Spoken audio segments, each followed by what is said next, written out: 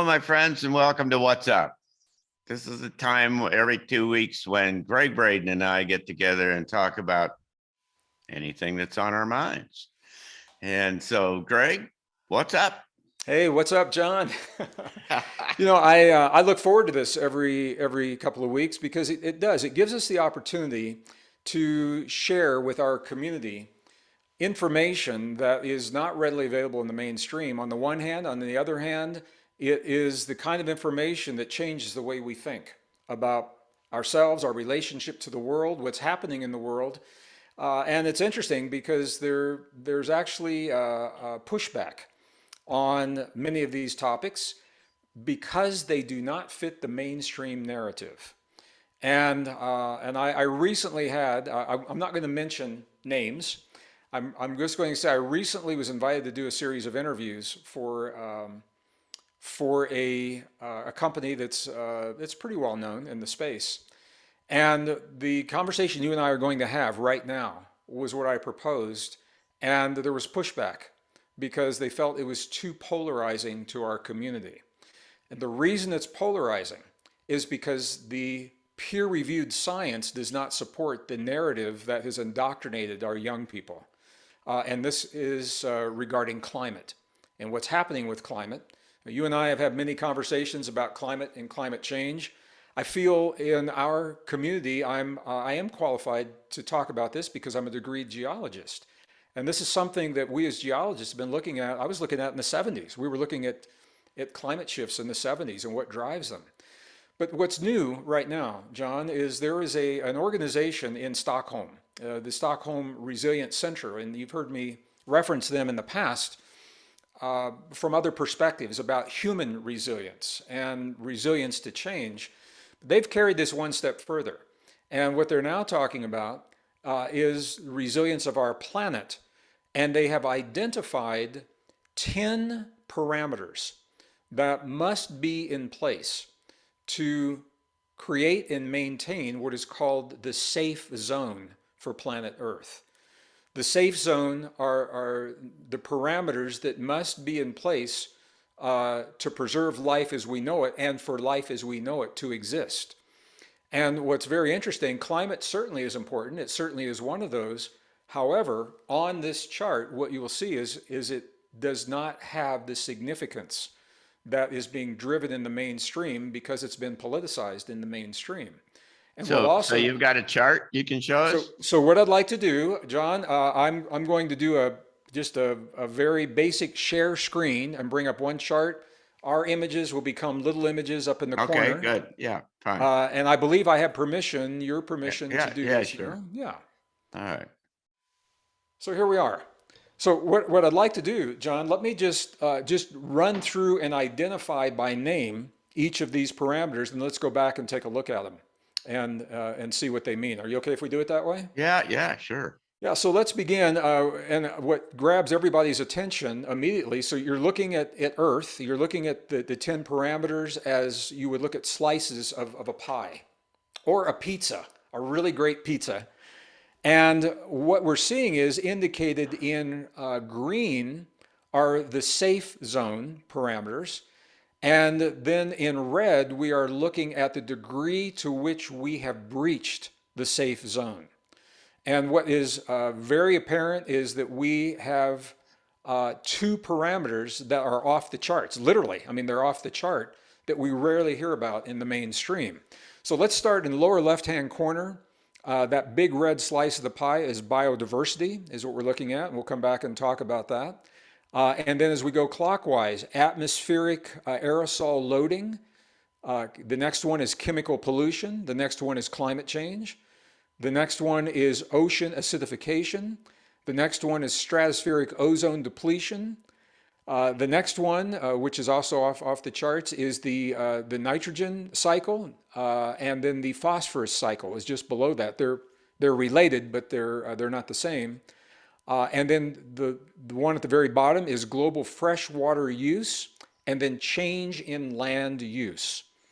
So these were the 10 parameters that were identified. This is peer-reviewed science. I put the reference up here. Johan Rockstrom and his team are the ones that have identified what is called a safe operating space for humanity. This was published in the very prestigious journal Nature, originally all the way back in 2009. Now, I discovered only last night, John, that there is an update to this. So there now are 11 parameters, and this chart is not the most current. And the 11th parameter, which we've also breached, is it's called novel entities, and it includes plastics in the environment. And the level of plastics in the environment and microplastics that is now in the drinking water and food sources, it also is off the charts. So we can talk about that as well. So let's begin with the biodiversity. This is the big one. We don't hear a lot about this in common circles. Biologists talk about this a lot, and it's important because biodiversity talks about just what it says. It is the diversity of life to sustain other forms of life on our planet. And a lot of the biodiversity is happening in the oceans, and what scientists now know is that we are losing species faster than we can categorize them. We're losing them before we even know what they are.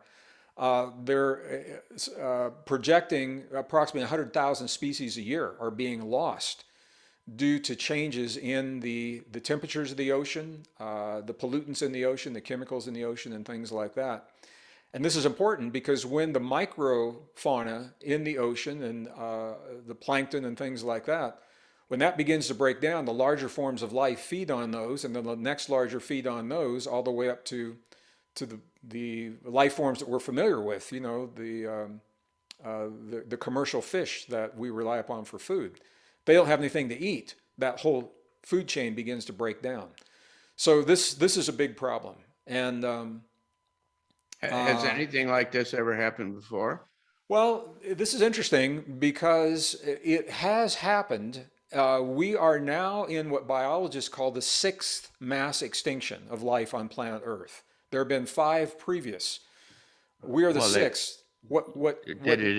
It wasn't a complete extinction, was No, it? not complete, but we're up to 75, 80% of life disappeared. The problem is that we now are the cause of much of this extinction, whereas in the past they were things like fragments of comets hitting the Earth. For example, at the end of the Ice Age, rapidly melting the ice on the Greenland and North American land sheets. That ice now is water that flowed into the Atlantic. It changed the salinity, changed the Yeah, temperature, sure. the conveyor broke down, all of that. Or volcanoes, and things like that. So What so we it are sounds cyclical to me. well, it is in some respects, but as we go through this, we're going to see that most of these are human caused.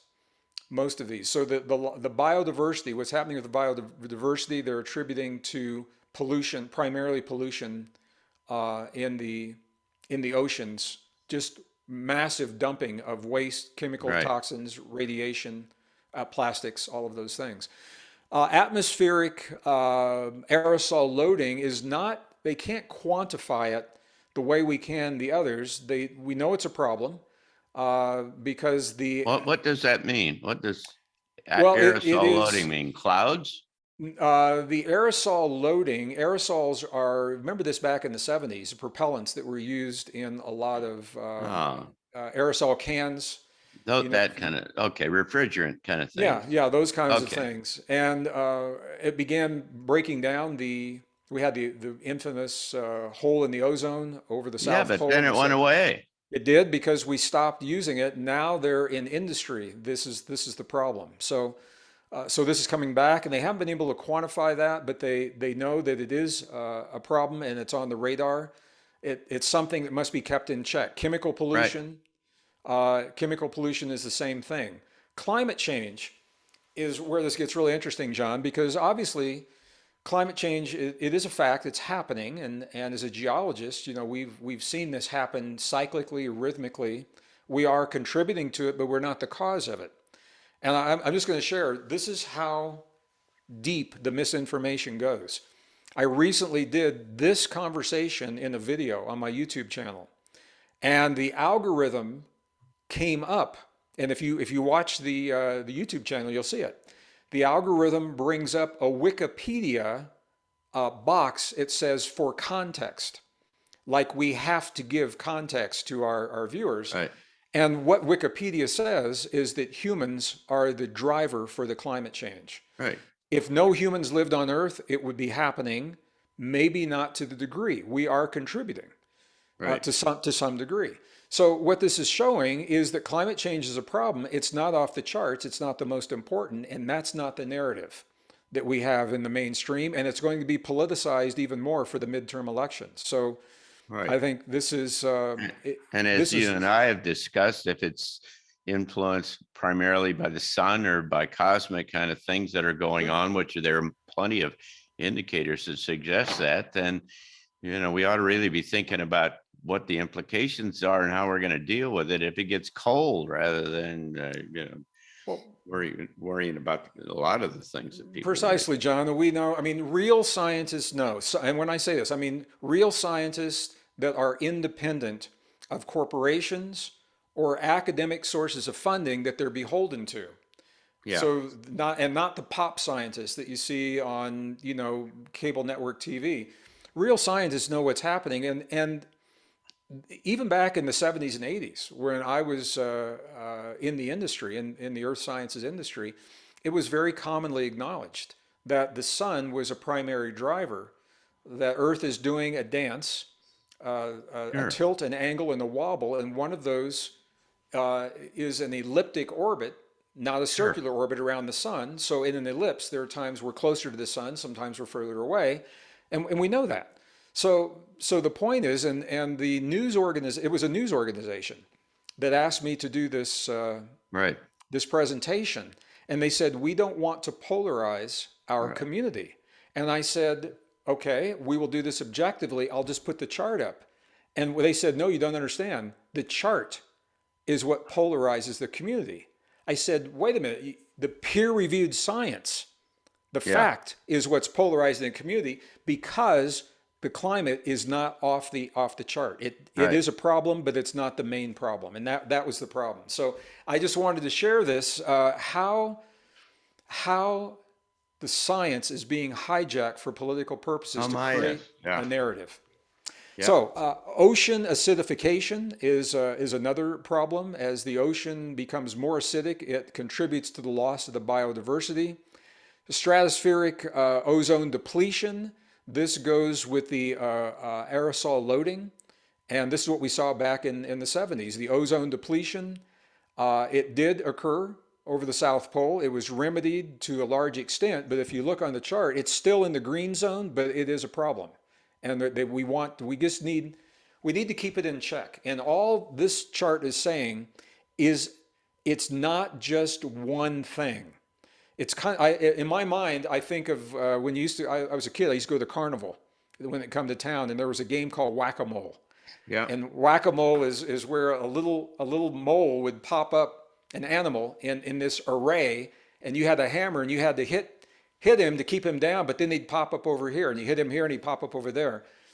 This reminds me of that it's not just about fixing one thing, or because something's going to pop up somewhere else. We've got to think about this system holistically. This is a living system that must be honored, and when we look at the remedies, we've got to keep that in mind. So Yeah.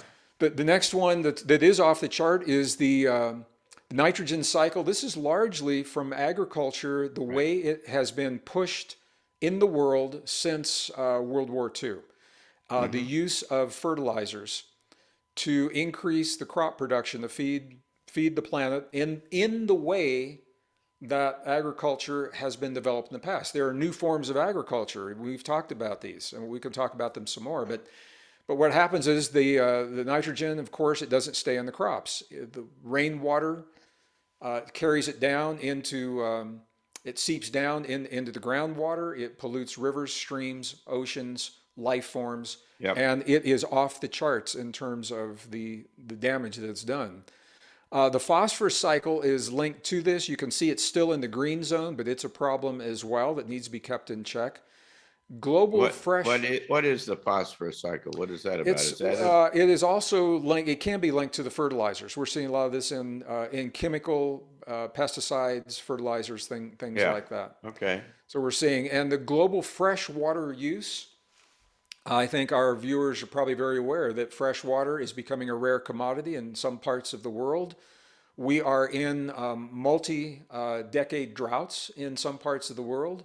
Even here in the American desert Southwest, I'm just outside of Santa Fe.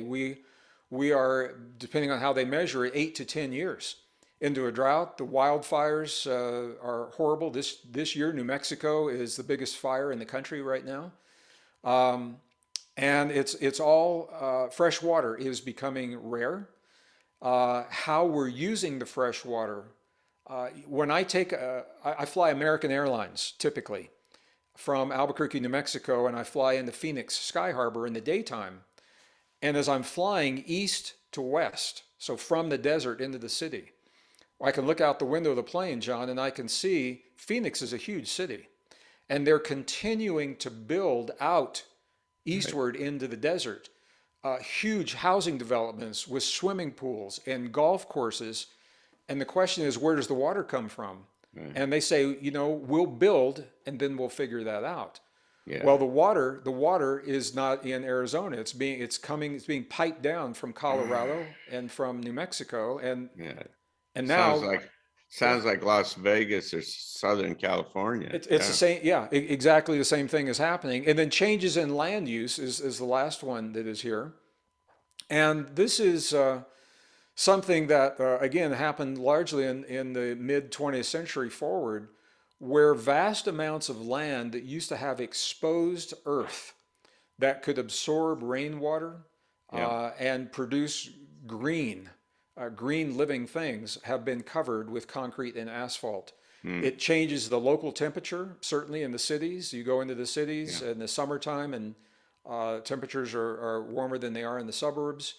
But it is rearranging, it's diverting natural flow of rainwater. And you can see it is a problem. It's still within the green zone. And once again, these are all things that we have to keep in mind. So the point that Rockstrom and his team are making, and I think it's a very valid point, is that rather than focusing on fixing one problem, yeah, that and politically and through the media, we've been led to believe that one problem is going to end the planet, within 10 to 15 years. And if we fix it, everything is okay. How often have we heard anything about the loss of biodiversity on CNN or MSNBC or Fox News or anywhere else? Or how often are we hearing about any of these things? So I think, John, it's an invitation. And this is a beautiful chart, I think, to show the young people early in the educational system that we are part of a living system that is sure, complex and it's integrated. And that as we make our choices in business and industry and life, that we ask the questions, how do these choices impact what we need to keep our planet alive, number one. And number two, it begins a different kind of thinking for the new human, a sure, holistic way of thinking about our relationship to the earth rather than the current thinking. When I was a kid, I was taught that we have dominance over nature, that nature is here for yeah, us I to know, exploit. And, yeah, and that shift in thinking is a huge shift for young people. So this is, I wanted to share this with our viewers. And then yeah, the new pie, piece of the pie that is not on this chart is the plastics. And I think we sure. all know there's an entire island of plastics in the Pacific now that Oh, yeah, the Geyer. Yeah, sure. yeah, yeah, and the fact that the microplastics, as a geologist, I'm fascinated by this. They're showing up in the atmosphere in the ice cores in Antarctica in Yeah. recent years. So we're seeing microplastics carried in atmospheric wind currents into Antarctica, as well as the drink. If it's public drinking water, it has microplastics. If Mm, you're drinking your own well water, you're probably not seeing that so much. yeah. Well, let me ask you a couple questions. Sure, So, sure. how is the green zone determined? The green zone, so it's a concentric circle that you're seeing in the center here. I don't know the algorithm, John, specifically, but they're saying if we Yeah, can keep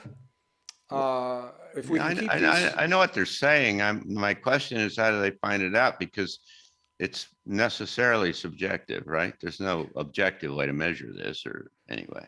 I think it's relative, and I think Yeah, what they're yeah. saying is that they've taken the step to identify this integrated system, and within that integrated system, that was a big step, first of all, Oh, and no, I then agree. And yeah, and then I and then like with that idea. yeah, and then I, within the integrated system, they're saying this is the zone where the parameters, there's some leeway, certainly in those parameters, because they're saying we're always going to have some ocean acidification, we're always going to yeah, have some yeah, chemical sure. pollution. But if we can keep them in check in this area, uh, this gives us, so this information to the UN, for example, if the UN is interested in maintaining these balances, it gives them some benchmarks they can work toward. So Well, there are, I understand that, and I yeah, really very much appreciate the systems kind of nature of kind of seeing how these things and how they work. And the kind of, I guess I'm sensitive, as you have kind of alluded to, is kind of the political kind of way in which what it communicates. And you already mentioned the fact that it's talking about climate change in a different way than what you and I think about it. And I'm kind of just wondering whether for instance, as I suggested, whether some of these things might be big cyclical stuff that have happened much before, like the I can't biodiversity. the biodiversity one. I mean, there's no doubt that we're contributing to the loss of biodiversity, but one wonders whether there are big cosmic kind of Well, cycles that are in play here that are not factored into all of this. I I mean, think, they yeah, I, certainly have done that to climate change, yeah, I and think there certainly are, John, and I think they're looking at this from, from a relative perspective. We're always going to have some loss of biodiversity. So for climate change, for example, one of the parameters was the CO2 levels that are being measured for 400 and 5 yeah, parts per million sure. or whatever it is right now. And that is an indication of our relationship and what we're kicking into the atmosphere with the climate change. It's not taking into account that climate change necessarily is cyclic. So what they're saying is, if we need to keep these in check, and if we can stop burning fossil fuels, it doesn't say you're going to stop climate change, but we want to keep that change within certain parameters. And I think it's just a heads up of Yeah, no, I agree, and where we it's can go with. And it's yeah, used.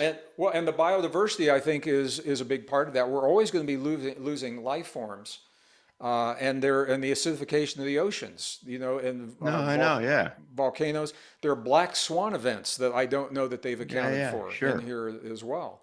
If we end up in some kind of a nuclear exchange sometime in the near future, that atmospheric Um, radiation is going to oh my, spew yes, of spew a course. lot of these. So But I what guess this the uh, question in my mind is what the assumptions are that are underneath these kinds of things. I have no doubt that they yeah. all play, and in some cases they're acute in situations. But I've just, I guess, been influenced by the climate change things where they get rid of the history and and then they manipulate some of the data and do all kinds of things to try to convince you of their point of view. And I don't, I'm just playing the Well, devil's no, John, it's a advocate good here. question, and I understand what you're saying now, and I asked myself, the same question. When I was reading the original articles, I think that the team was basing their numbers on numbers that are typically accepted in other Yeah, realms of science. sure. So they go to the oceanographers, or they're going to the Yeah, the climatologists, or whatever. So they're making an assumption that the peer-reviewed numbers published in the past they could draw upon. Now sure. I wasn't part of the team, so Yep, that's what I yep. gathered from what I was seeing here. So and I think what they're uh, the numbers that they're looking at, I think they are, as I said, I think they're relative. I don't know that they're absolutes, although maybe they could be. But I don't know. I don't know how, by the way. well, what this is done, I mean, because this now is accepted as peer-reviewed science, and it is pushing back on some of the mainstream narratives, and there are some scientists that don't like that, others that are more open-minded, and it is giving them the opportunity, it's giving the scientific community the license to now expand their concerns beyond climate exclusively. Climate's important, it always will be. Um, when we look at the real science, we know that there's been much more CO2 on Earth, it's been much warmer, Sure. temperatures have been much higher than they are right now, and life thrived. Yep. On the one hand, and on the other hand, we have to say that we are contributing to whatever is in the atmosphere. Whether or not that contribution is driving the change Right. remains to be seen. Yeah. So it's a delicate conversation, and I really applaud these guys for taking the initiative to expand beyond the focus on climate and saying, look, there's a living system here, and No, we've no, got to no, I agree. honor And all wonder, these and I parameters. wonder whether there are other kind of layers to it is, you could put a psychological or a social psychological kind of layer on the top of it and, in other kind of domains then and try to see how they kind of relate to each other. You But know, you're right. It's a systems approach and it's very valuable from that point of view. John, I'm sure there are much deeper layers than this, and it may be in the newer studies that they're exploring. They're looking more at physical parameters, but what you're talking about are the social parameters, and I yeah, think I know. I think But we could do this. Yeah, I would love to see that. I think exactly the same approach could be and needs to be done with the social parameters that accompany all this as we go through this time of extremes and the things yeah. that we're living through right now. I'd love to see something like this done with taking into account, long-term cyclical behavior along the line of what Martin Armstrong and some others do to say, whether these kinds of things are kind of part of the general kind of behavior of how the whole system works and which ones aren't, and, to what extent humans have contributed. Hmm. I'm not discounting the fact that we pollute the place and we trash it all, and we're making a lot of doing a lot of bad things. But I've talked to some very bright people who had a deep intuitive understanding about this planet, who have said, the dynamics of what's going on in this planet are so much bigger than what the effects of humans Sure. even possible to be.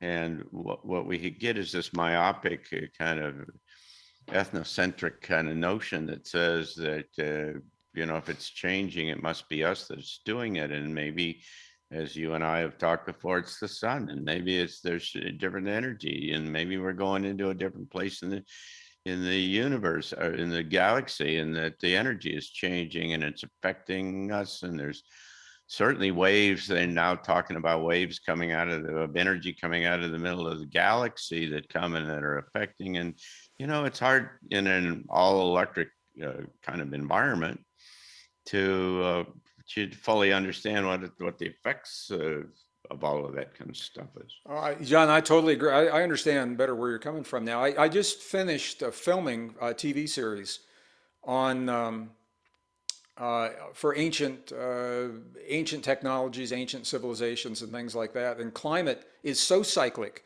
Yeah, that it is now directly linked to the rise and fall of great civilizations sure. before we even acknowledge history began. We're talking about Ice Age civilizations and advanced Ice Age civilizations that are now being documented. And obviously, humans were not Right. contributing. They weren't fossil fuel based civilizations. Humans weren't contributing to that. Roughly on 5,000 year cycles is when these kinds of things happen. The melting of the ice at the end of the ice, it's called the Younger Dryas, a period of Yeah, time called sure. the Younger Yeah. Dryas. Yeah. So I think I'm totally with you on that. And there's so much it could go so much deeper. What I think is interesting is because this is peer-reviewed science, and it's now published in an accepted journal, and it's telling us that climate may not be exclusively the concern that we've been led to believe. Yeah. Will the mainstream allow that message to percolate into the classrooms, into the textbooks, into the conversation uh, that is very different from the narrative we have today? And in other words, do we love ourselves enough to allow ourselves to embrace the Yeah. deep truth of our existence? And I don't know Yeah. the answer to that. And I think it's a really interesting question. Well, the point you're making is kind of timely and germane right now. Yesterday, there were these uh, congressional hearings on UFOs, right? And the Defense Department Yeah. is talking about some of what they already know about this. And uh, the the notion here is that there are things that are going on that we haven't known, and particularly in terms of extraterrestrial life and what we may already know from having uh, debriefed those folks that we've had a chance to talk to, which seems to be the case, and that our perspective, and what you're the point you're making is that it's not all kind of unipolar in terms of their interest area of concern about the climate, but it's a system. Well, it's a bigger system than Sure. this, as we just suggested, and there are all kinds of things going on here that you can get a revolution in energy generation. And I know people who have got over unity energy devices that are ready, that have been engineered for production and ready to go, and they really work, and they can do 25 houses, big, their scale. They've got this up to a scale, and some of that kind of stuff, to say nothing about uh, kind of attitudinal shifts that might be kind of the byproduct of some kind of catalytic event that happened on this planet. There's a lot of things uh, that need to be a part of the conversation related to these subjects and how this system works, because they all make a difference, and it could in fact drive it all into quite a different kind of area. Yeah, I agree, John. And this is the way systems and chaos appear to work. We go along for a period of time and it looks like not much is happening, but it is behind the Yeah, scenes. And all of a sudden, when the system begins to collapse, it's not linear. It's logarithmic, and there's a point where it looks like the bottom just drops out. right. And I think what we're finding now is there are so many things that are up for us right now, from economics and finance and war and weapons and health and all of those things. We're reaching this convergence point Sure. where the bottom falls out. And what you're talking about, I think, could be the kindling that actually is going to bring about that shift very, Well, very quickly. well, the bottom doesn't have to fall out, because the state change in a complex dynamical system like this could go up to a higher state, which of course we all hope is. Well, sure, yeah, but to give way to a higher state, the system as it stands has to break down, and That's that's what we're seeing. So the energy is a perfect example. I mean, we've had since the 1960s through 1980s, we had thorium reactors yeah, up sure. and running in the United States, and I know because I went to school close to one of them in northern Colorado. But they were running in the U.S., India, China, Russia. I think India still is using them today. Zero greenhouse gases. It Yeah, sure. can't be weaponized. It can't Yeah. melt down like a Fukushima reactor. Abundant thorium is abundant element. It's inexpensive. They shut them down in the 80s, and now Wikipedia says it's an experimental technology that is not proven. Yeah, I know. So this is, and You most can't people, if you trust talk to them, Wikipedia. Yeah, well, if I go to a conference and talk about thorium energy, that is the feedback. Somebody in the audience will look it up on their phone and they'll say, "Well, Wikipedia says," Yeah, I know. and I'm saying, "Who is Wikipedia?" It's a It's the CIA. consensus. Yeah, well, it's not. It doesn't mean that it's factual. So, Right. the point, I'm just going to come full circle here. This kind of study and the fact that it now is accepted, so it can't be rejected as not being, well founded. This kind of study has to open up the conversation to the deeper conversations that you and Yeah. I are talking about. The question is, will it be allowed? Right. And even if there's pushback, there's so much evidence out there that this opens the door to the bigger conversations. And that's what I wanted to say. No, no, I agree. We need new ideas. We need new concepts. You can't get there from here without new ideas. I mean, this is an exponential curve. We're driving into this space. And, by definition, it's got to be fed with breakthroughs, with new concepts, with new ideas. And which is why uh, we need a system that nurtures innovation and creativity rather than constrains it, which is what increasingly the kind of the media and the systems that we have in place, the social systems we have in Yeah. place, are trying to drive you Yeah. down this narrative path. I agree, John. And you and I have talked about this a lot over the years. There's a huge difference between pushing back on what we don't like Yeah, and building a parallel system without absolutely. pushing back, so that we've got parallel economics, parallel finance, parallel Yeah, agriculture, parallel industry. And then when these existing systems either break down or when the legitimacy of those systems is questioned, which is happening with the financial system right now, people don't have to start from zero. And that's the value of no, these conversations. We are informing our community so that we can begin to think differently. I'm sure they're already beginning, but and begin to live our lives, putting our energy and focus into the beauty of the positive possibilities, yeah, absolutely. allowing this old system, it's there, but that we can sit back and watch it buckle and collapse with Well, much less yeah. concerned. And yeah, Well, you know, of course, that that's what we've been dedicated here at the Arlington Institute, to try to build a new vision for a new world, because for just that reason is that uh, I guess I'm of the opinion that the present system is irreparable. I mean, there's no way that you're going to fix the systemic shortcomings of the present system. And what the essential driving elements of like money and is the only thing that is valued and so on. There's some really yeah, structural kind of aspects of the way we live right now that are that kind of by definition are driving it in the direction that it's going. And so, and I think that those are so big and deep and powerful that you can't stand in front of those that drive a run over the top of you.